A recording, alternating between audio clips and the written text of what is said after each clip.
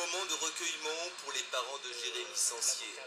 C'est ici que leur fils est tombé, battu et poignardé à mort en août 2009. Sincèrement, il n'y a pas un jour où je ne me lève pas, où j'ai le visage de...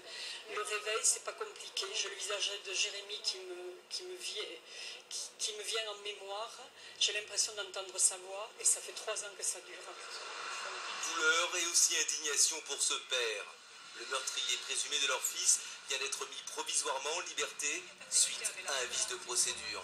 Je ne sais même pas si nous nous orientons aujourd'hui vers un procès aux assises. J'en suis pas sûr aujourd'hui. Je n'en suis pas sûr. Et je trouve ça profondément scandaleux. Dans la mesure où cet individu a fait des aveux complets lors de la garde à vue.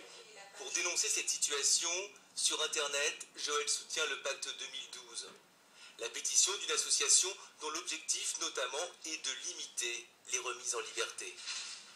Vous avez des très grands criminels dont on sait pertinemment que les relâcher systématiquement dans la société va aboutir à un ou plusieurs crimes. Et là, eh bien, nous sommes clairs là-dessus. On ne peut pas relâcher ces grands criminels ou alors on choisit d'avoir des nouvelles victimes. Plus de répression pour cet avocat et défenseur des droits de l'homme, ce n'est pas la solution. Non, plus de répression, ça n'est pas efficace. Il y a une chose qui est efficace, par exemple, en matière de lutte contre la récidive, c'est tout ce qui concerne l'aménagement de peine, c'est-à-dire le fait que l'on laisse sortir une personne avant qu'elle ait accompli la totalité de sa peine, mais avec un suivi socio-judiciaire, parce qu'elle est sous un contrôle d'un juge, un contrôle des services sociaux, et qu'on l'aide à se réinsérer. Aujourd'hui, les parents de Jérémy attendent. Le meurtrier présumé de leur fils est en liberté surveillée, mais il reste mis en examen pour homicide. Et c'est la chambre d'instruction de Toulouse qui doit décider de la suite des événements.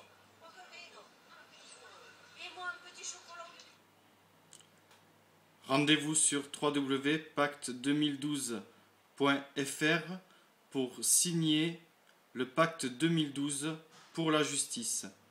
Pour en savoir plus sur l'affaire de Jérémy, rendez-vous sur le www.jeremysancier.com. Merci.